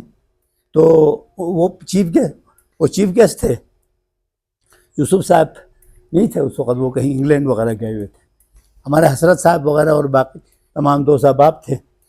تو اس کی لانچنگ سیریمنی کرنے کے بعد میں نے کبھی اس کو خود کرنے کی کوشش نہیں کی, نہ میں نے بیٹوں سے کہا کہ اس کو پبلسائز کرو, ٹھیک ہے جی. میں نے ایک دو بک شاپس پہ اس کتاب کو رکھوا دی, ٹھیک ہے جی. تو خیر یہاں سے وہ ہو گئی. خپلوں میں جناب میں نے اس وقت اس کی کتاب کی قیمت اس وقت جو ہے 500 روپے تھی. تو خپلوں میں ایک دو بک شاپس پہ میں نے کتاب رکھوا دی. تو ایک مولانا صاحب تھے, اس میں کچھ کتابیں پڑی ہوئی تھی. تو اس نے کہا جی کہ میں نے کہا یہ بکی نہیں ہے کتابیں, وہ لوگوں نے نہیں لگی. اس نے کہا جی مہنگی ہے. میں نے کہا 500 مہنگی ہے, یہ کتاب تو 5 کلو ہے. آپ 2 کلو خوبانی کی قیمت 500 میں نہیں آتے ہیں. تو یہ کتاب جو ہے یہ تو ساری عمر صدیوں تک رہنے والی چیز ہے. اچھا میری کتابیں کلوز کر دو. میں یہاں آتا ہوں, یونیورسٹی کے جو مہمان ہوں گے جو آتے ہیں ان کو حوالے کو گفٹ کر دیتا ہوں, میں نہیں دوں گا, بے قدر لوگوں کے پاس نہیں رکھتا ہے. اور دوسری بات یہ ہے جی کہ میں اس کتاب کو لے کر, اب مثال کے طور پر دیکھیں کمشنر صاحب یہاں ہیں, وہ بہت پیٹرون ہیں ادب, میں کبھی ان کے پاس آئے سر جی میری کتاب میں پیش کرتا ہوں, کبھی نہیں کہتا ہوں. جو میرے گھر میں آتا ہے یا کہیں ہوتا ہے یا کوئی وہ مہمان شہمان گھر میں آتے ہیں یا کوئی یونیورسٹی کا اسٹوڈنٹ آتا ہے ان کو پیش کرتا ہوں. یہ اس کی ہم نے پبلسٹی دی نہیں. یہ کچھ پچھلے سال مجھے یہ حسن جو اپنے وہ بلتستان بک ڈپو ہے, انہوں نے کہا تھا کہ کچھ کتابیں ہمیں ضرورت پڑتی کہ آپ دے دیں, تو میں نے ان کو 1 درجن کتابیں دے دی تھی. باقی میرے گھر پہ پڑی ہوئی ہے, کہا آنے والے دور میں یہ کام آ جائے گا دے دیں گے, لڑکے دے دیں گے, ہم رہیں یا نہ رہیں.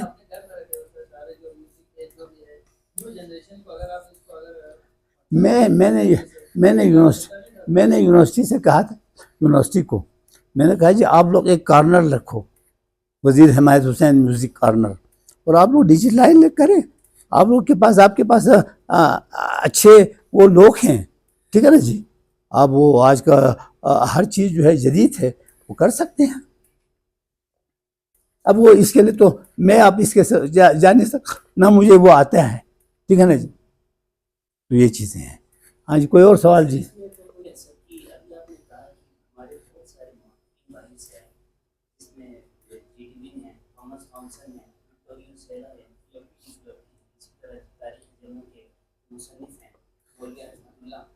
تو جب وہ لوگ یہاں پر آئے اور یہاں کی تاریخ تو بے شک سے تاریخ بڑی محفوظ ہوئی, لیکن کچھ تاریخ مجروح بھی ہوئی جی. جس طرح آپ نے اپنی کتاب میں تذکرہ کیا ہوا ہے, جو خاتون ہے وہ مغل سے ان کا تعلق, آزادی جو یوسف صاحب نے بھی اور حضرت صاحب نے بھی, پاکستان ہسٹری کے مصنف جو ہمارے مولانا خان افریدی صاحب ہیں انہوں نے بھی, سر ان کو جو انہوں نے باہر سے آ کے جو محققین نے لکھا ہے, بے شک انہوں نے جو لکھا ہے وہ انہوں نے لکھ دیا, اب ان کو ہم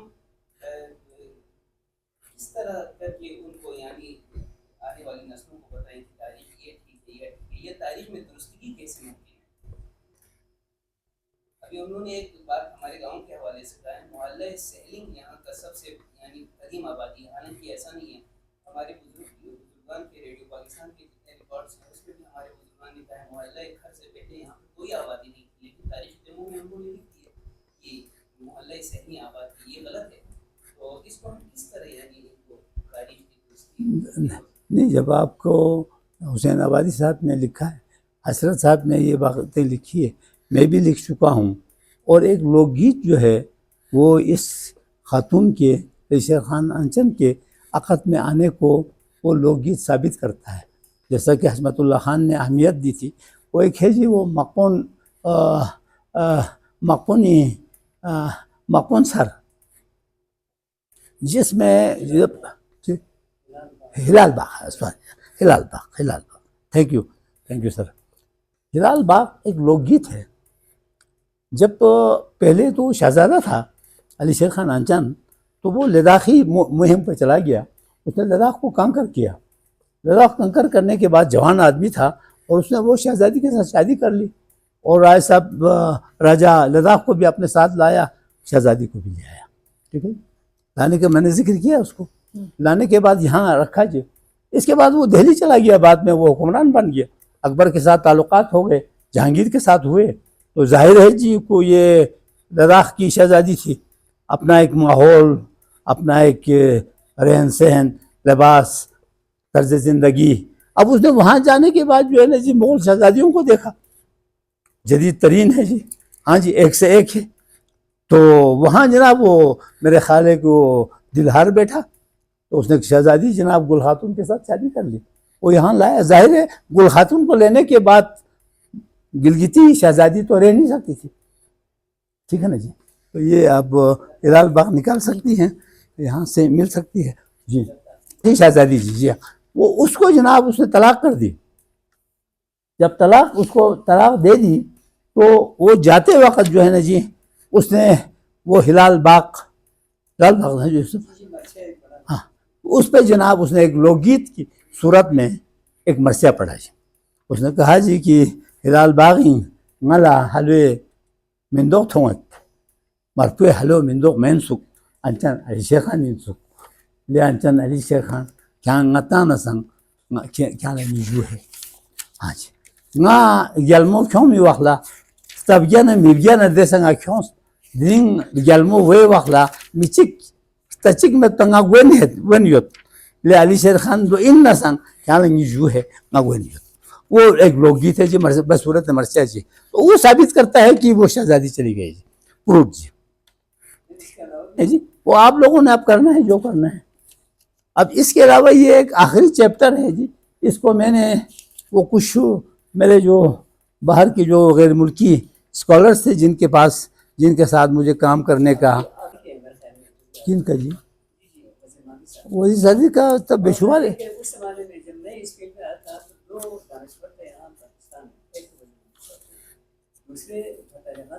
جی بڑی اچھی سسٹم ان کے انگریزی کی نالج تھا. اپنے کم از کم اپنے خاندان کے بارے میں انہوں نے یہ تحقیق کی کہ یہ تخارستان کے جو ہے وہ فیملی سے ہیں. میں بڑا متاثر صحیح جی. وہ حسین آبادی صاحب ماشاءاللہ یہ تاریخ جموں کے بعد میرا خیال ہے کہ یہ جو بلتستان ہسٹری سے پہلے حسین آبادی صاحب کی کتاب چھپی جی یہ بلتستان پر ایک نظر جی. تو انہوں نے یہاں جو ہمارے جو رائٹرس ہیں ان کے لیے ایک پوائنرنگ کا کام کیا ہے جی. انہوں نے آگے یہ کتاب لکھنے کے لیے انہوں نے بتا دیا آپ لوگ آگے آ جائیں. تو ان پر جو ہے وہ میرا خیال ہے کہ اس میں کوئی ریویو وزیر غلام حادی صاحب نے بھی وہ کتاب کچھ لکھا ہے کتاب. اور میں نے وہ کتاب حسین آبادی صاحب کی کتاب کو ریڈیو پہ جو ہے نا جی میں نے بطور خاص اس کو جو ہے اپنے پروگراموں میں شامل کر دیا جی. اور اس کے بعد بلتی زبان پر بھی حسین آبادی صاحب کی کتاب تھی جی. وہ جو بھی کتاب ہو مجھے دے دیتے تھے جی. میں فوراً ریڈیو پہ جو ہے اس زمانے میں ریڈیو ہی سنا جاتا تھا جی. لوگ ایک ہفتہ انتظار کرتے تھے جی. میں ایک پروگرام کرتا تھا جی قراقرم کی وادیوں میں جی. یہی جو آج کل میں ان میں ہیں میں ریڈیو میں دیتا تھا جی. یعنی ساتھ ہی یعنی اس میں تو میں ان کی آوازیں نہیں دے سکتا ہوں ان موسیقاروں کی وزیر غلام حادی کی. لیکن تو میں اس میں تو آواز بھی دے دیتا تھا. اس میں تو میں صرف اس کو دے دیتا ہوں نا جی. تو لوگ سنتے تھے جی. مجھے یاد پڑتا ہے جی میں خپلو چلا گیا. میرا آبائی گاؤں خپلو ہے جی. تو خاتون تھی جی وہاں کی پڑھی لکھی تھوڑی سی تھی جی. تو بڑے ہمارے محلے میں وہ تھی. تو کہنے لگی جی ایک دن وہ ملا جی میں تو کہنے لگی آپ کو گھر پہ کھانے پہ آنا ہے. میں نے کہا جی میں آ جاتا ہوں. تو کھانے پہ آنے کے بعد کہتا ہے ملا آتا میرے بیٹا یعنی والد اس طرح وہ عزت احترام کہتے ہیں جی کہ یہ پروگرام پلا نہ ہفتہ چک انتظار بس نابل یعنی میں ایک ہفتہ انتظار کر کے پروگرام سنتی ہوں. ہاں جی. تو وہ لوگ اس طرح پروگرام سنتے تھے جی. تو کئی ماشاءاللہ پڑھے لکھے جتنے لوگ تھے جی حسین آبادی ہو گئے اپنا حسرت صاحب ہے. ایک بار جناب ایک پروگرام کر کے میں ایک بار بازار میں پھر رہا تھا جی وہ ریکارڈڈ تھا. تو حضرت صاحب پروگرام ایک ریڈیو ہاتھ میں لے کے پھر رہا ہے جی. وہ میرا پروگرام اس میں آ رہا ہے جی. میں نے کہا جی آپ کیا کر رہے ہیں؟ تو وہ پروگرام آ رہا ہے میں سن رہا ہوں تاکہ مس نہ ہو جائے. میں بازار آ رہا تھا تو میں سن رہا ہوں. یعنی لوگ لگا انسان سنتے تھے جی. یہاں سے میں ایک بار یہاں سے حسین آبادی صاحب بھی تھے جی. ہمیں یہ بلتستان یہ آغا خان کلچر والوں نے وہاں ایک سی ایس پی نے جی انہوں نے وزٹ کرایا جی منزا کی. وہ دراصل یہاں کے وہ جو فورٹ آپ کو دیر تو نہیں ہو رہی وہ جی آپ ساتھ تھے جی. تو یہ جتنے یہ فورٹ بورٹ وہ ان کو ڈونیٹ کرنا تھا سائنس کو. تو ہم سب کو بھی ہمیں بھی بلایا جی. یوسف صاحب بھی تھے نشاد صاحب بھی تھے. نشاد صاحب نے کہا یار تمہارا جانا بہت ضروری ہے. تم جاتے ہو تو واپس آنے کے بعد ہمیں پروجیکٹ کرتے ہیں ورنہ تو کیا پتہ کھانا کھا کے واپس آ جاتے ہیں. تمہارا ساتھ جانا بہت ضروری ہے. چنانچہ ہم نے وہاں ریکارڈ کیے جی. واپس آنے کے بعد میں نے ایک دستاویزی پروگرام بنایا جی منزا اور بلتستان کے تہذیبی روابط جی. بعد میں جناب یہاں وہ پروگرام چلا جی کئی بار چلا جی. ایک بار میں مظفر آباد میں پروگرام مینیجر بن کے گیا تو میں نے وہاں سے چلا دیا جی.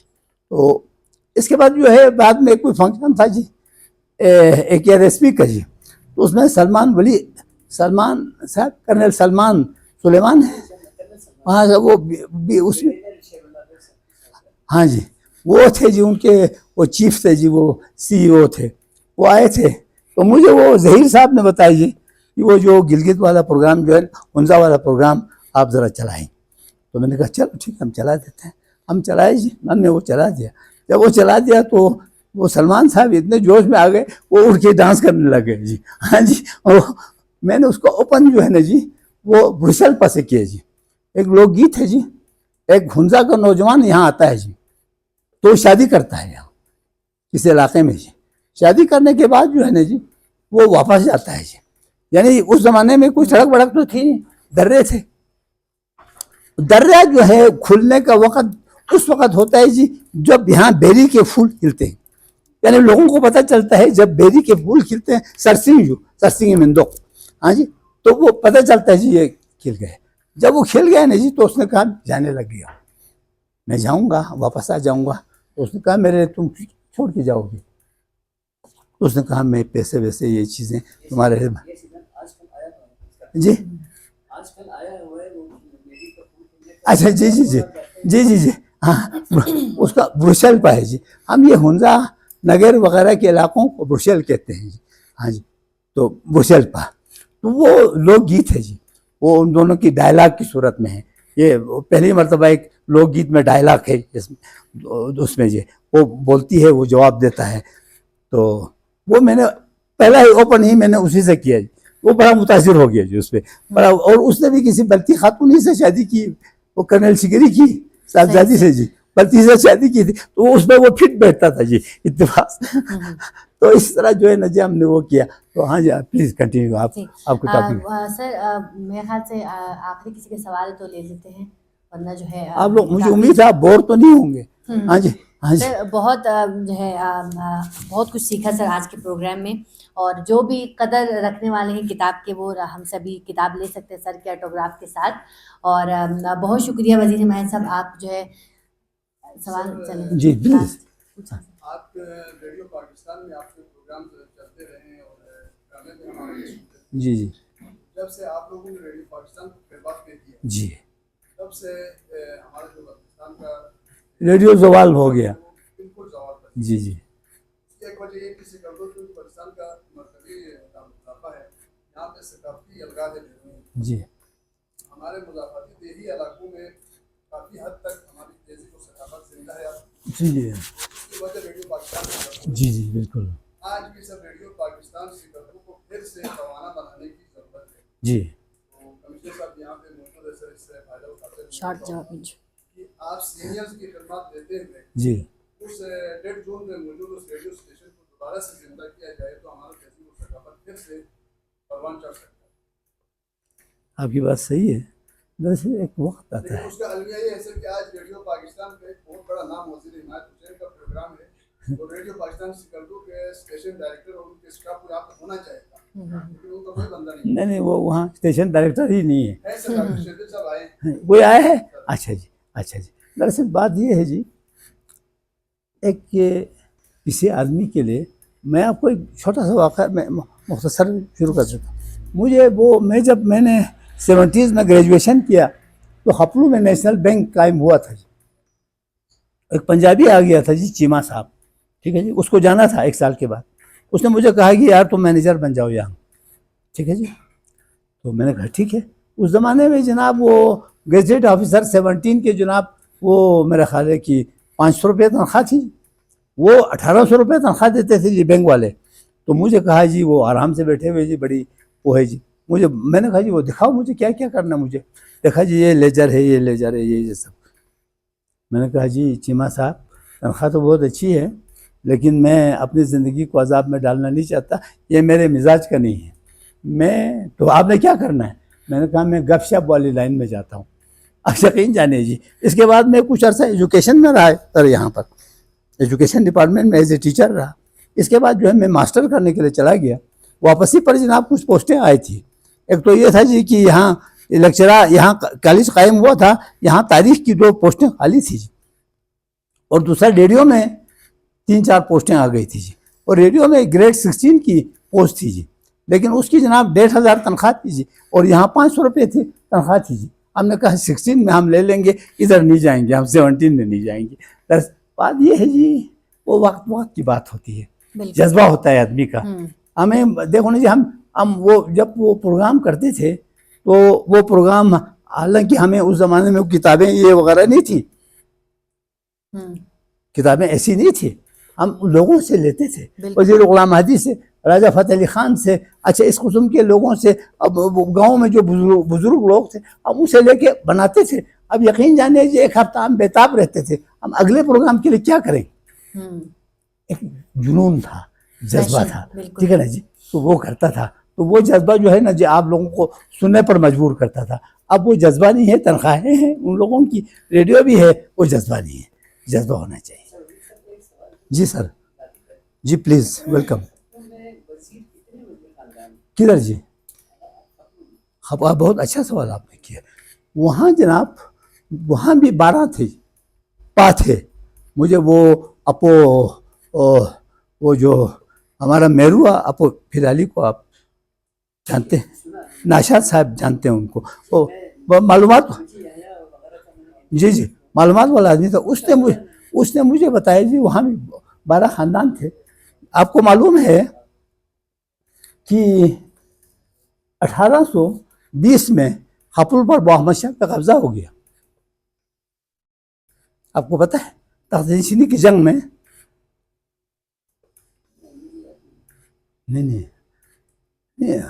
وہاں تخت نشینی کی جنگ میں اسکردو احمد شاہ جو ہے نا جی, وہ احمد شاہ جو ہے نا جی وہاں کے جو بھائی تھے 3, ہاں محمود شاہ اور جی ہاں جی ان کے, ہاں تو اس میں جناب تخت نشینی کی جنگ میں وہ مہدی کو جناب اس نے چونکہ یہاں پر وہ احمد شاہ کے بھتیجے کو مار دیا تھا تو انہوں نے یہاں لا کے مار دیا. ٹھیک ہے جی, 1820 کی بات ہے, 1820 کی بات ہے, ٹھیک, مار دیا. اس کے بعد جناب انہوں نے اپنے وہ اس کو بھیج دیا جی, وہ یوسف کریم کو بھیج دیا اپنا گورنر بنا کے. ہاں جی, اس نے وہاں 20 سال اس نے حکومت کی جی وہ احمد شاہ نے, اور اس نے ظلم کی انتہا کر دی. تو سب لوگوں نے جناب وزیر سے سب چھپ گئے جی. انہوں نے کہا وہ بس کرو. اس کے بعد جب 20 سال کے بعد 20 سال کا بہت طویل عرصہ ہوتا ہے جی, ہاں جی, تو وہ بہت سارے خاندان جو ہے نا چھپ گئے جی.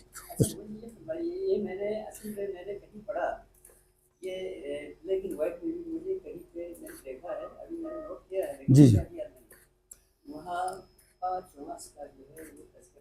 جی جی آپ کی بات صحیح ہے. اس کے بعد جو ہے نا جی جب وہ جموں میں تھے تو راجہ محمد علی خان اور ان کے والد جی بزرگ تھے, تو وہ میرے دادا جو تھے نا جی ان کو بلایا تھا جی اپو رحیم کو. جی اپو رحیم ان کا نام تھا جی, وہاں جموں میں ہے, اپنے ساتھ ان کو لے کر آ گئے جی.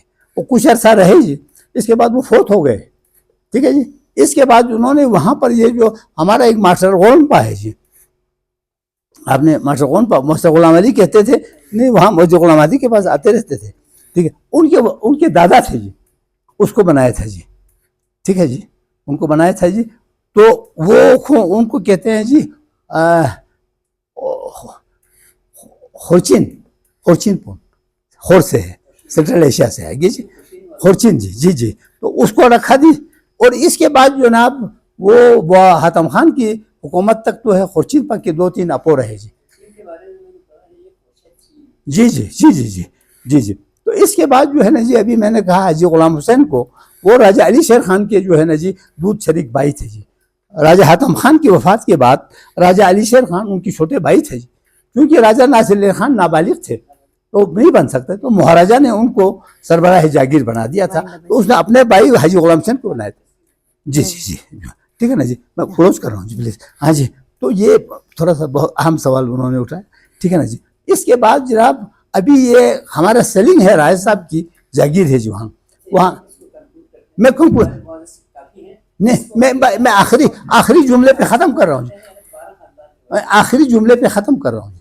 اس میں جناب وہ 4 خاندان ہیں جی, ان کے لیے رائے صاحب کی زمین الاٹ ہو گئی سیلنگ میں جی.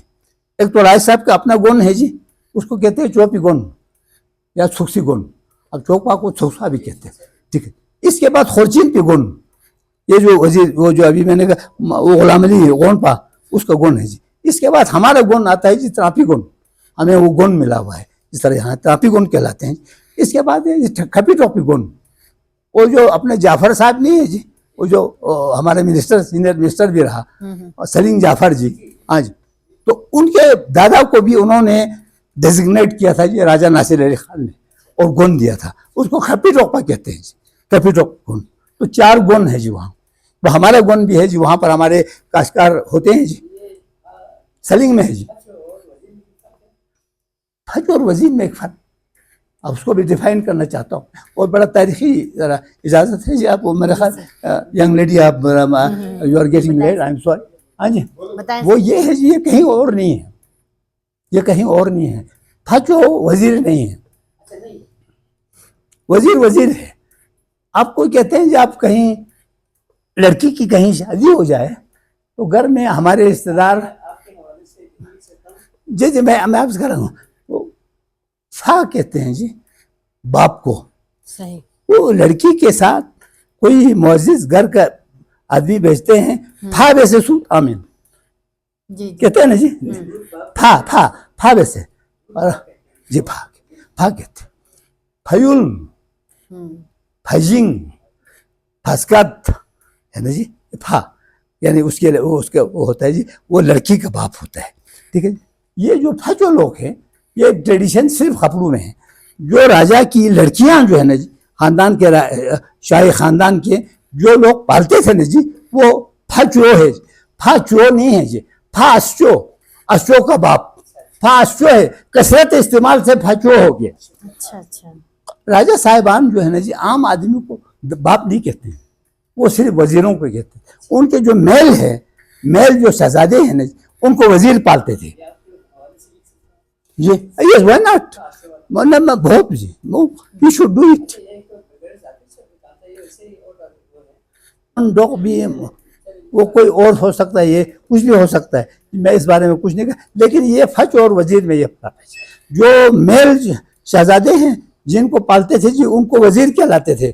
ہاں جی، ان کو رائے صاحب عطا کہتے ہیں جی. جو شہزادیاں ہیں ان کو پھاچو کہتے ہیں جی، پھاچو. اب میں آپ کو یہ کہتا ہوں جی، ایک اور بات ہے، ایک آخری میں جملہ عرض کروں گا، یہ بہت امپورٹنٹ ہے، آپ کو بتانا ہے، امپورٹنٹ ہے. I want to take the opportunity. ہاں جی، بات یہ ہے کہ یہاں پر ہمارے یہ سوندس ہے، جب وہ شہزادی شادی کر کے آتی تھی تو وہ جو پھچو خاندان ہے، جہاں وہ شہزادی جو ہے نا پلی ہے، اس کے خاندان میں 2-3 بائی ہیں. ان میں سے ایک بائی اپنے بچوں کے ساتھ اس شہزادی کے ساتھ مائگریٹ کرتے تھے جی. ابھی آپ کے سوندس میں 5-6 خاندانیں ہیں پھچو ہیں، جس میں سے ہمارے فاضل دوست بھی ہیں، وہ بھی پھچو ہیں. فاضل دوست بھی بریکٹ میں رکھ دیجیے، پھچو ہیں. وہ لکھتے نہیں ہیں، وہ ڈسکلوز بھی نہیں کرتے ہیں. تو یہ اچھا جناب، کوارڈو میں ہیں رائے صاحب کی، ان کے لیے یہاں کے رائے صاحب جہاں وہ شہزادی آئی وہ زمینیں الاٹ کرتے تھے. ہاں فاسٹ جی